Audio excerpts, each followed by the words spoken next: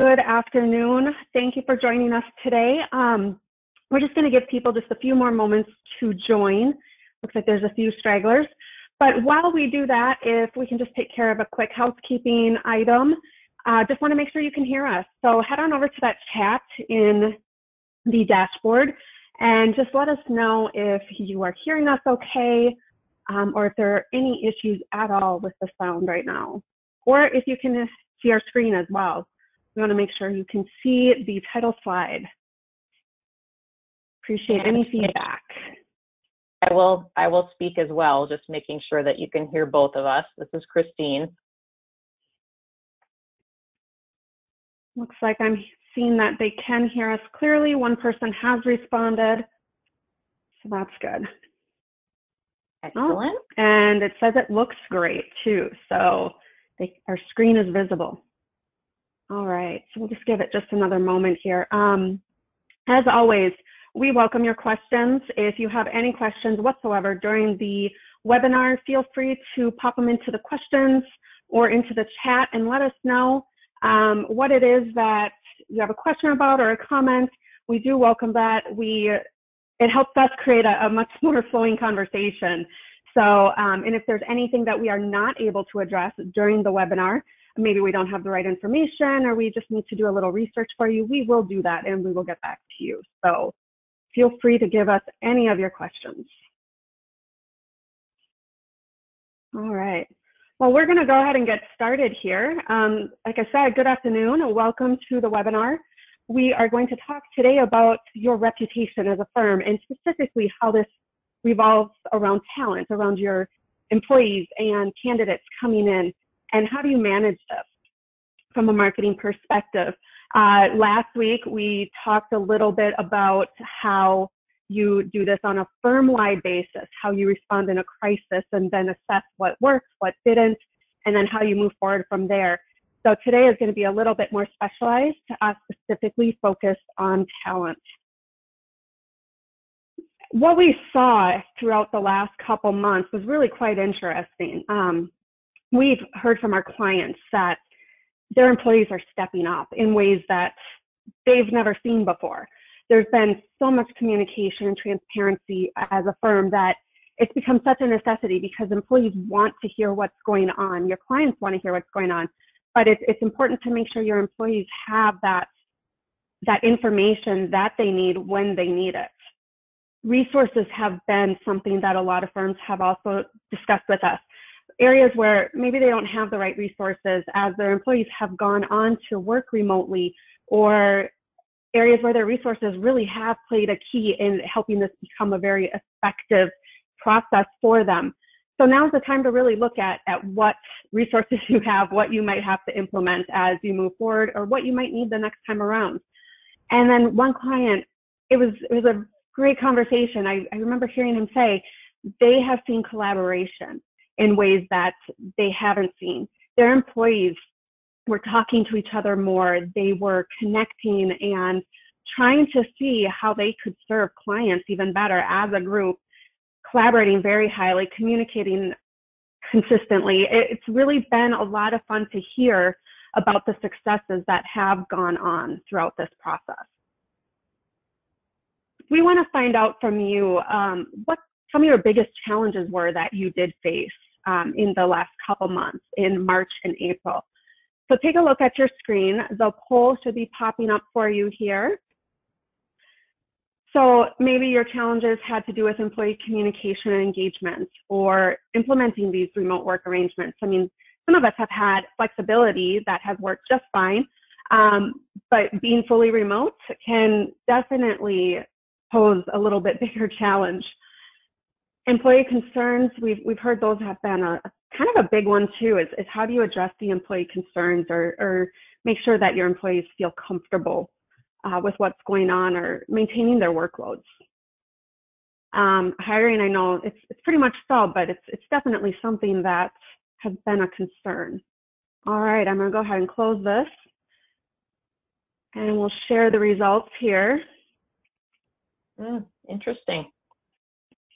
That is. So the hiring process, it looks like and assessing new candidates. Yeah, as and then well as employee keeping communications employees and engagement. engaged. Very nice. Thank you guys for sharing that. We appreciate that. All right, we'll close that out. Oh, there we go. All right.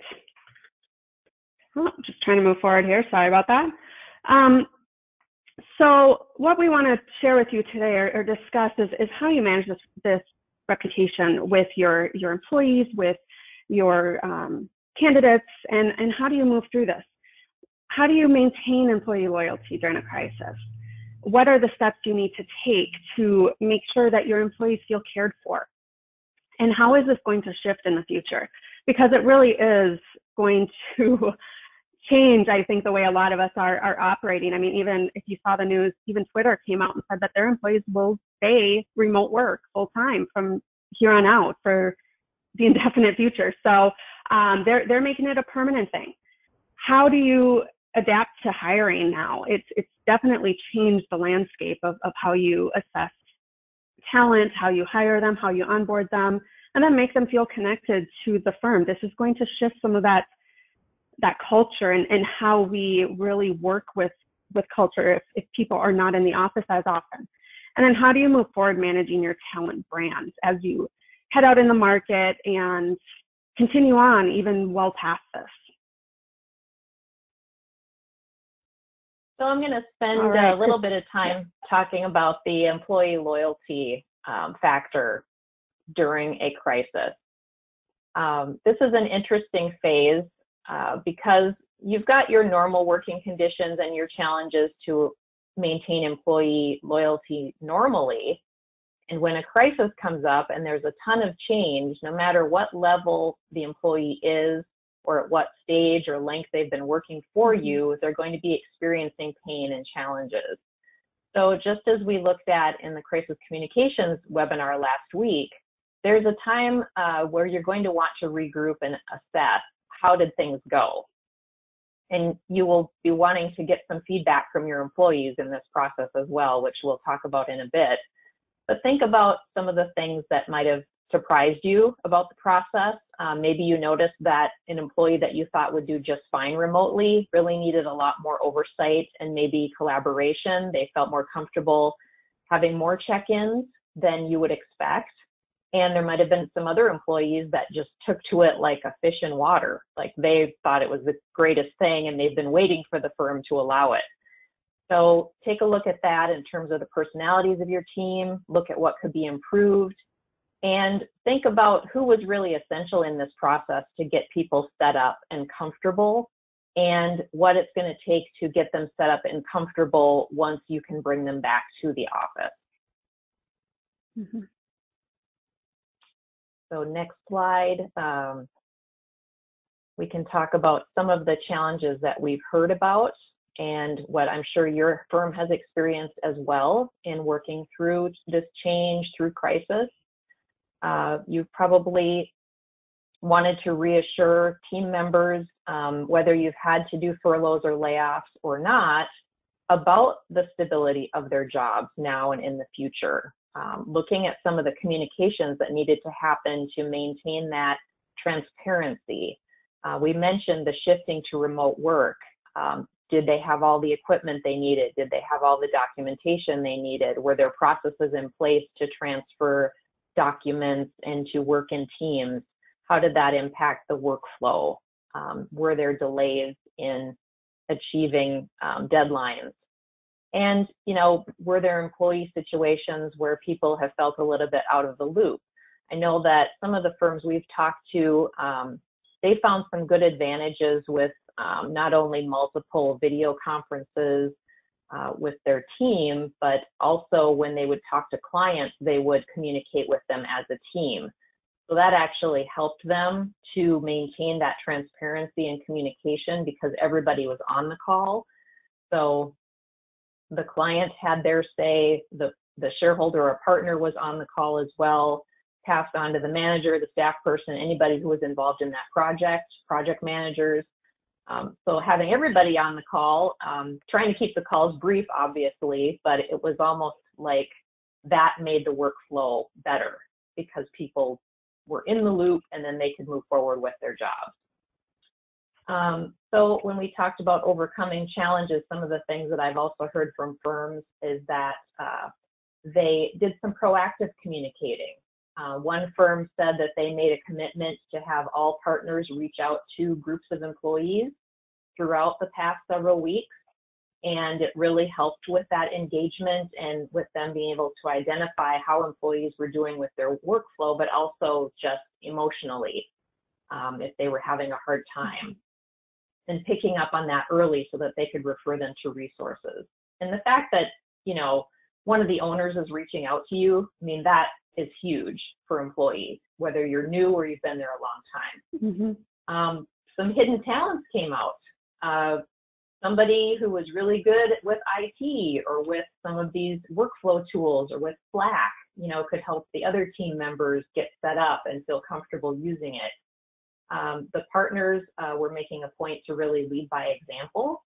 So they had a learning curve as well to get used to the video conferencing, to get used to more frequent and proactive communication, and also reaching out and saying, hey guys, here's where we're at with the firm right now. We want to give you an update. I heard of some shareholders and partners that actually got on quick little video clips, and they sent those out to employees because it was easy to just get on camera and say, here's what's going on, send it out. So what that does is it really helps to develop trust in the team. It's encouraging employees to continue open dialogues, to connect with each other, maybe even within departments, to have touch bases throughout the week that they'd normally have them, you know, in the break room. So they're doing it virtually.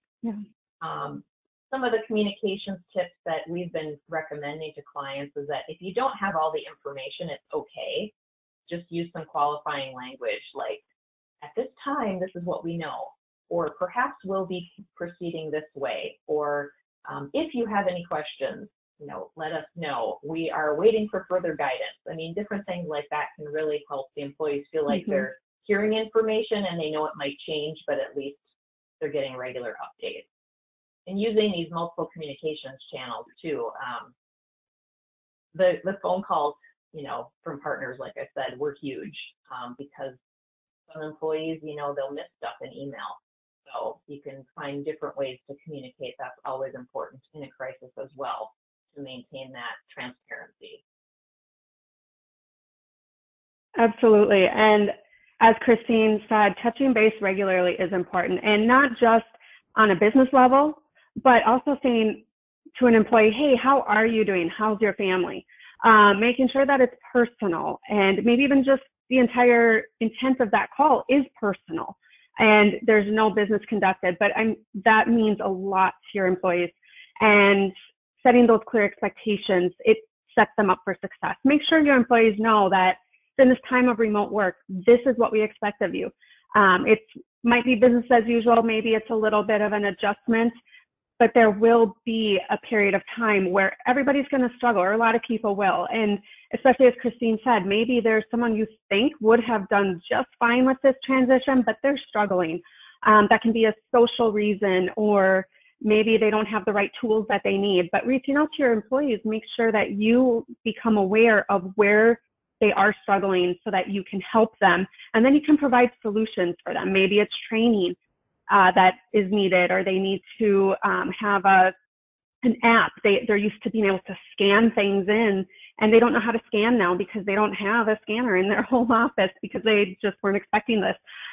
So always make sure that you are reaching out to find out what they might need. And don't forget these personal touches. It can be a gift card or dinner so that they can get some takeout right now. So it's one less thing they have to plan for. Their families might be busy.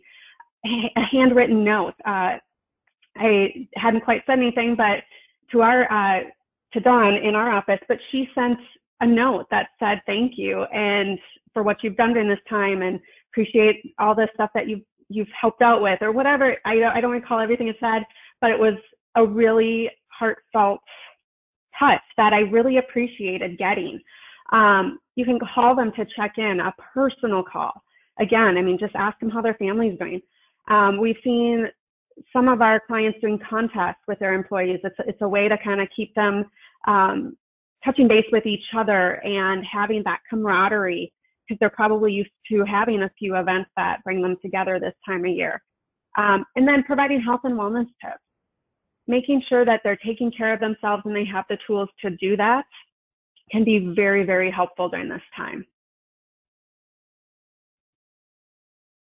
So let's talk a little bit about the shift that could happen as we go forward with our talent and teams. We've got a few slides here to share with you in looking ahead.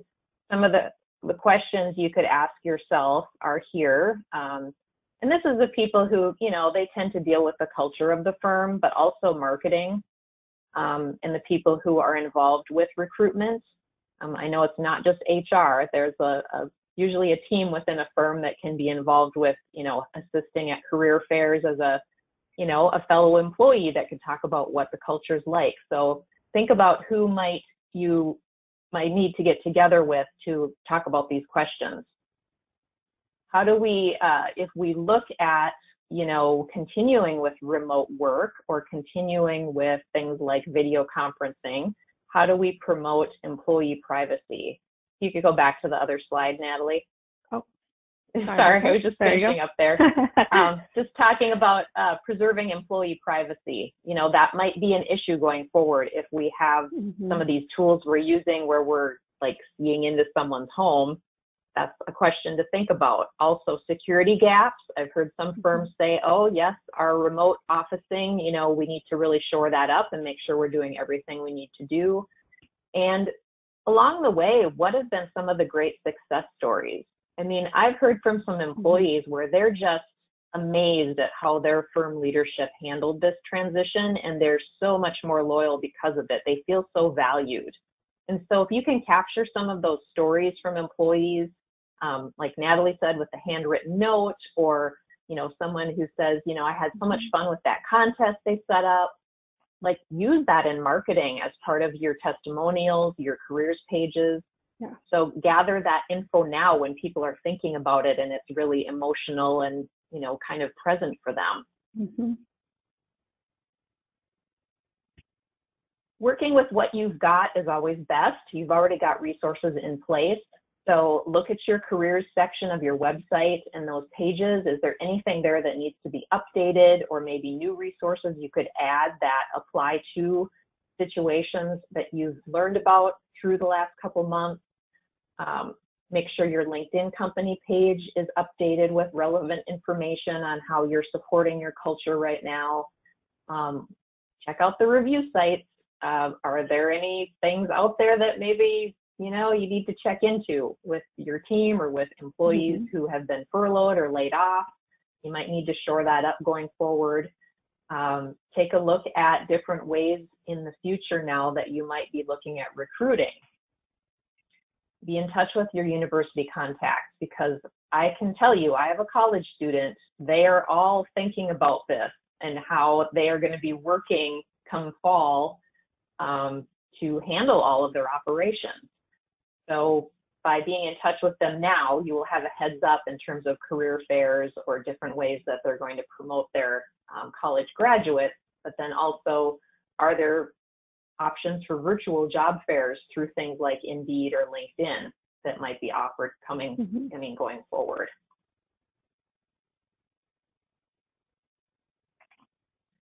So some of the things that marketers can help with, always important to manage the message. You know, what are the messages about your firm culture and about your reputation with talent that you want to put forward, some of those success stories. Be part of that internal communications hub in terms of, you know, helping the leaders out, how they should be phrasing their messaging, how often they should be communicating, how they should be timing that out. Maybe you're going to look at some new avenues for how candidates come to your firm, and are there channels that you need to change, or messaging that you need to change that's going to drive them to the pages you want them to see in order to learn more about your firm and culture and envision themselves working there. Look at some of the trends that are happening with career onboarding, development, recruitment. I mean, I'm sure that recruiting agencies out there are already looking at this. So if you have contacts in that area, you know, do an informational interview so you as marketers can kind of be on top of, you know, what you're going to need for your firm to make sure that you're still considered a top workplace. And if you have any crisis communications training, if you have crisis communications training, definitely apply that if you've had any missteps as well. Yeah. And I'm thinking, Christine, too, that what we're going to start to see is the kind of the newsletter, the internal newsletter coming back. It seems like a lot of firms kind of strayed away from that, but I think as things continue remote and more digital, we might start to see a little bit more of that again. Yeah, agreed. I think as we mentioned on our last webinar, we have a client that has an internal newsletter, and the team really looks forward to getting it because it is a snapshot of what's going on in the firm. It's introducing them to new employees because it is a larger firm. So it's a way to introduce them to someone who's new and, you know, learn a little bit about their personality. And then when they see them again, and there's a team event, you know, they can feel more comfortable introducing themselves. Definitely. And then going on to what firm leaders can do. Make sure you're reaching out to employees. We really can't stress this enough, which is why we mention it multiple times. Your employees do want to hear from you. They don't just want to hear from their own manager. They don't just want to hear from their peers. They want to hear from the firm leaders because you're in that position for a reason. You're there to lead them. And by reaching out, you're doing just that. Firm leaders need to work closely with marketing, with HR, and with legal. None of these areas can operate in a silo. And marketing is critical to your messaging. HR, obviously, you have to keep moving forward with your talent. And legal, you got to do everything correctly. So you need all of these areas as you move forward in this area. Send handwritten notes. Again, it's such an important thing. It really does send a message to employees that you care about them. So consider doing this. And if your firm is really large, break it up between leaders. It doesn't have to be the same person doing all of them. So see how you can make sure your employees know you care. And then the biggest one, remain accessible. Because if you're not there when your employees need you, if you're not in front of them and able to answer questions as they come up, then they're not going to trust you. They're going to feel like they don't have all the information they need. And transparency is key to trust. Firm leaders can also start taking part in social networking. We see this a lot where you're busy. There's a lot going on. We get that. But being active on firm posts, on especially your company LinkedIn page, that can be important. If your employees are sharing things on LinkedIn, comment or like their information that they're putting out there, because a lot of times it has to do with your firm, and it does reflect back on you as a leader if you're engaging with them. So that's important.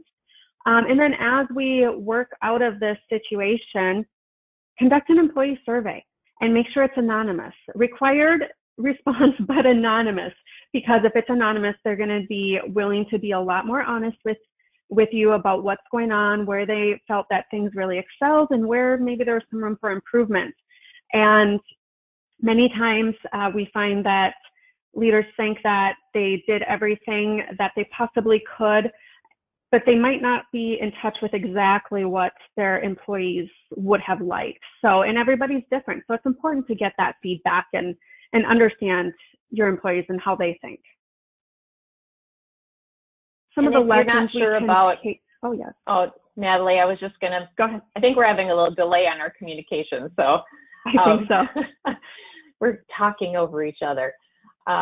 I just wanted to mention on that last slide that if you're not sure about what questions to ask in your employee survey, you know, you can always talk to us. We've done employee surveys before, and we know how to do the multiple choice questions and some of the open-ended questions to actually get feedback that matters to make a difference. And I don't think leaders should be afraid of getting that information, because knowledge is power, and you don't want to have employees leave and not know why. So it's good to be proactive and reach out to them you know, as things settle down and they can, you know, give you their perspective. That's a very good point, Christine. Thanks for making that. And some of the lessons that we can take out of this as we assess what we've just been through the last couple of months and we move forward is having that task force. Create one that encompasses people from different areas of your firm or your association. Have them be a part of the planning for the next time, because it might not be this big of a crisis. I mean, a crisis can involve M&A, it could be leadership challenges or leaders leaving. There's a lot of different things that will require an urgent response to. So it's important to kind of look at all of those possibilities and have some contingency plans in place for how you would manage some of these situations that could arise in the communication.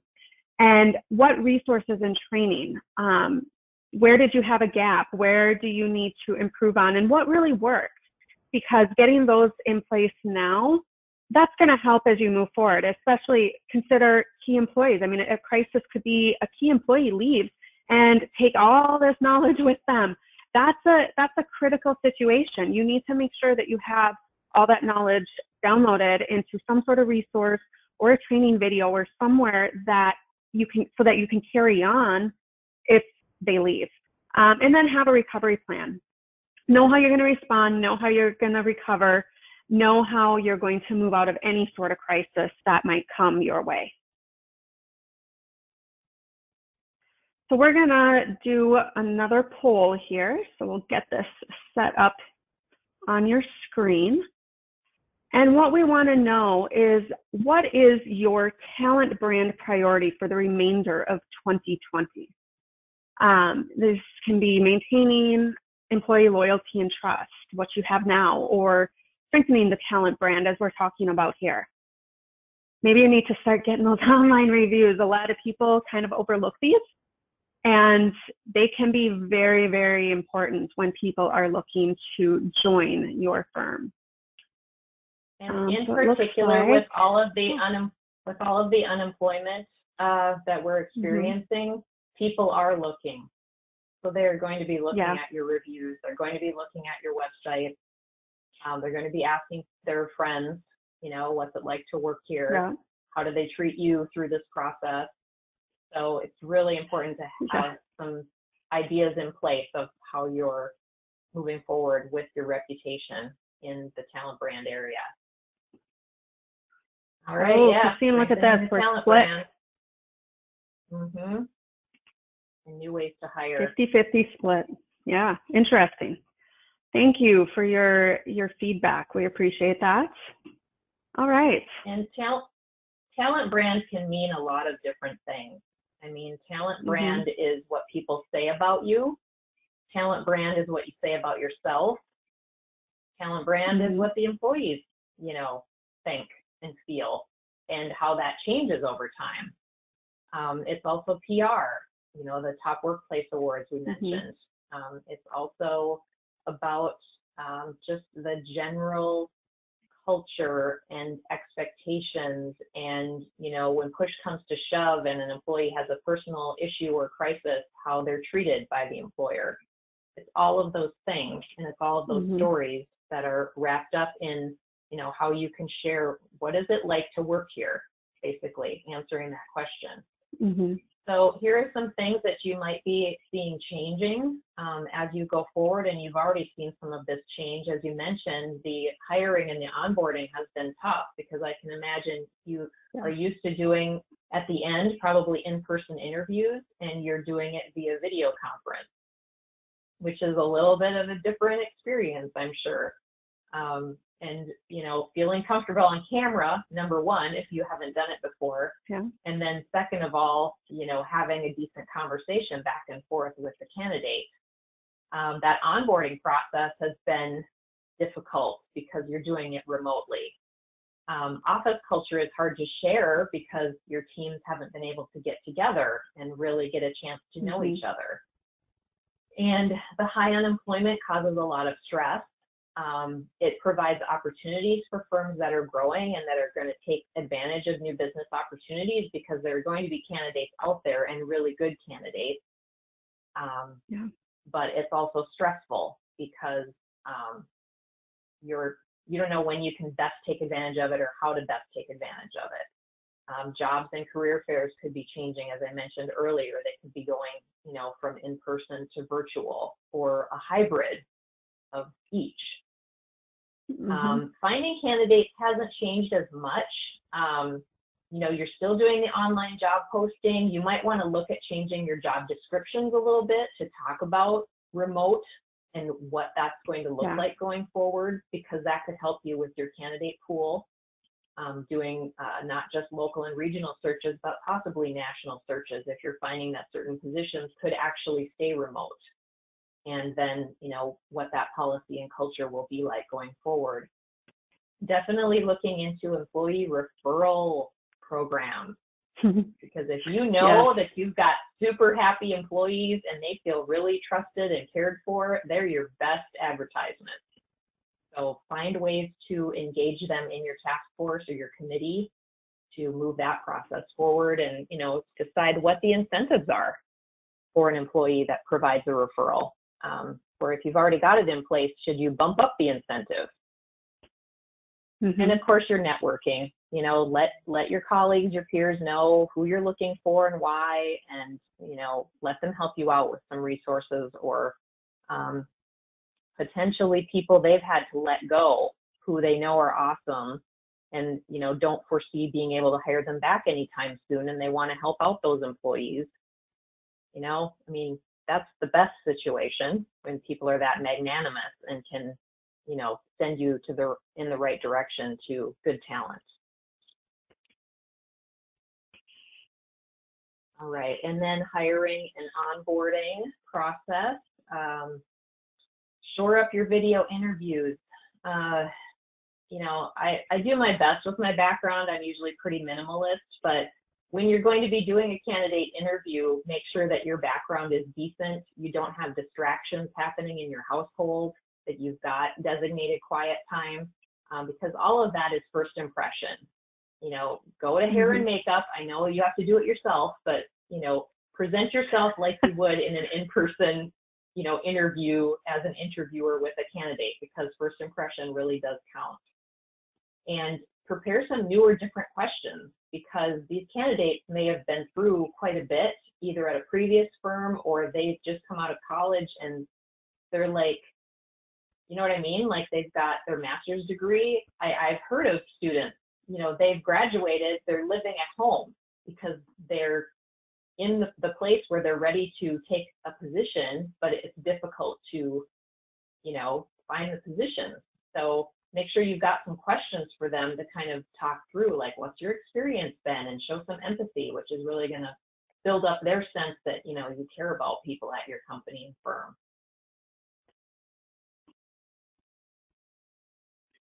So as we move into managing your talent brand, a lot of you said that was a big concern for you moving in through the rest of the year. And managing this is going to consist of all your messaging, all the different platforms you're on, and making sure that all your messaging is consistent and you're utilizing all the resources available to you.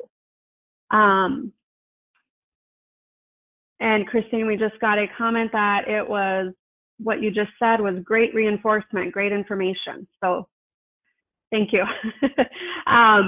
So as you look at what you can do to manage your brand, there are a lot of tools, a lot of techniques you can use. First, look at the candidate experience on your website. What happens when a candidate comes to your careers page? How does it look? How are you guiding them through? If you're working with multiple levels of candidates, you might want to have a different sort of experience or journey, you could say, for them on your website. Maybe there's an intern section, maybe there's a young professionals, and then there's the seasoned or experienced professionals. So see how you have to approach each of these audiences a little bit differently. Many times the career pages are just thrown up there because it's, well, we just need a spot to say something about the company and put up the job postings. But as things are moving forward and things are changing here, that couldn't be further from the truth. You do need to look at how each segment of your audience is going to view this page. And if you're questioning whether or not it works, reach out to your network and ask a few people. Say, hey, what do you think? You're a seasoned professional. What do you think of how we're approaching the concerns you would have about your work? Because what they're going to think about when it comes to work-life balance and they're providing for their families and looking at what's important to them is going to be vastly different from what a new college graduate looking for their first career move is going to be looking at. They're going to be looking at, can I make a living? Do I have momentum to grow in this firm? And what does my trajectory look like? So the concerns are going to be different and you need to address them. Add testimonials to your career page. This is a great place to take some of these stories you're going to get out of this experience. Like Christine said, get those now, because how your employees feel now, it's emotional. And that's when you get the best testimonials from them. You want the, I wish I had worked here from the beginning of my career, or leadership is, they've been great, communicating, transparent, telling us exactly what we need. So this is a great place to share some of those testimonials. Look at your Google reviews. This is one that we find a lot of people seem to sort of gloss over.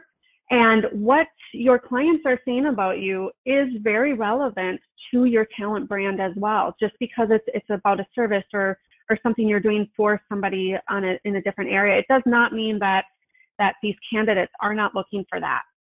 So they do go look at reviews. Glassdoor ratings. This is another very important one. We worked with a firm out west that they had a pretty low rating on Glassdoor. They just really weren't managing it. We helped them change up all their messaging so that it was consistent with the rest of their firm messaging.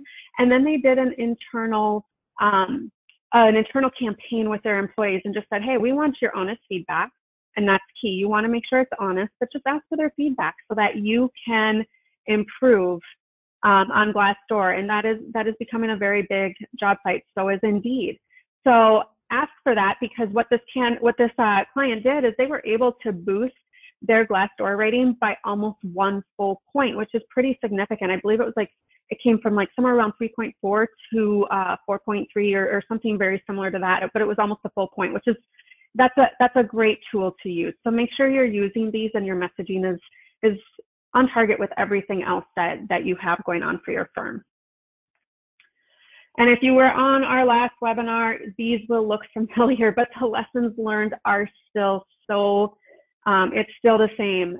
We have to be human. We have to be helpful. That is what is going to resonate most with your employees. There is opportunity in this chaos.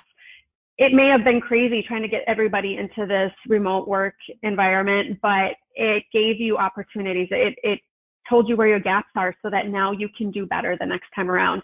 And maybe it's even brought you a few referrals from employees so that you are getting even better employees in, or better than if you don't have to do all the work to try to find them, is what I'm trying to say. And so that can help, because if your employees like working there, they're going to want their friends there too. And technology is the next best thing to being there. We've all been on video. We've all been trying to connect with each other that way. Technology is your friend. And I think everyone is learning that. Training and resources, they need to be developed. So figure it out now. Find out what you need to do for any of your next challenges that might arise in your firm. And realize that your employees and your candidates that are out there searching to work with you, they are hungry for the right information and they want it quickly. So if you can provide that, you're going to rise above and you're going to be the choice for your employees to stay and for your candidates to come work for. So if you're unsure of where to get started with your messaging, whether it's on your careers pages, whether it's questions for candidates, employee survey questions, believe it or not, we're a marketing agency that works with professional services and associations, but we also kind of work in this talent area because there is a lot of communications involved with marketing to current and future employees. So we end up getting involved in testimonials, assisting with training and coaching to help your team, new team members understand your brand differentiators so that they can get involved in marketing and business development for your firm. And like I said, surveys, analysis, just having conversations around planning sometimes, or working with us just on your strategy can be helpful to send you in the right direction. So don't hesitate to reach out to us. You can subscribe to our newsletter, and we're definitely here to help you out and help you stand out in the field with your recruitment and to keep those employees that you love. And I kind of work in the, PR and communications area. Natalie's great with the social media and, the review sites and everything. So just let us know about your concerns, your questions. We've got about 5 minutes here, and we're happy to take any questions or comments that you have based on what we've shared today.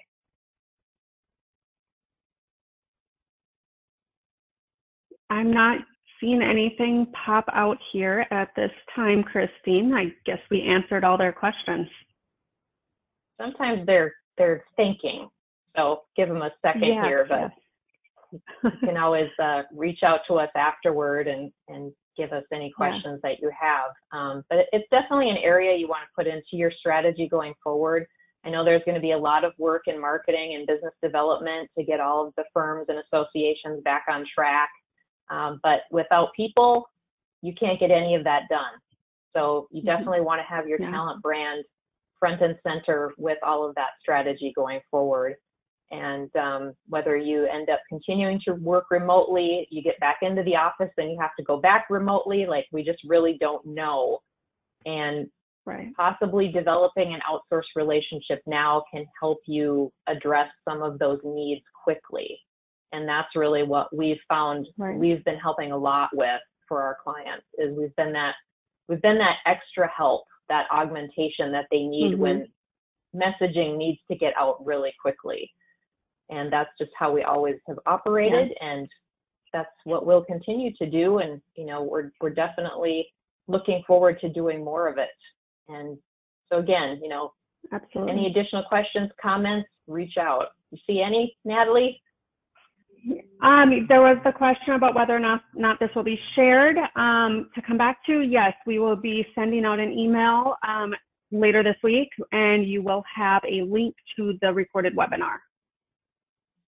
Yeah, and feel free to share it with team members who weren't able to attend the webinar, because this might help you get some of your strategies moving forward.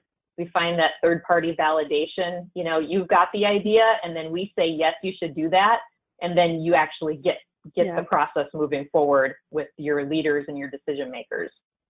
So good luck with that, and we're happy to help with other information. Well, we do not have any more questions. Again, like Christine said, if anything comes up, feel free to reach out to us either by email, on LinkedIn, to the company page, or whatever's convenient for you. We're happy to help you out and be someone you can bounce some ideas off of if that's what you need. So thank you for spending a little bit of your time here today with us. We appreciate that, and we look forward to maybe spending some time with you with further information in the future. Be sure to sign up for our newsletter so that you can stay in the loop with all of our webinars and information in the future. So thank you, and have a great rest of your day. Take care, everybody. Bye.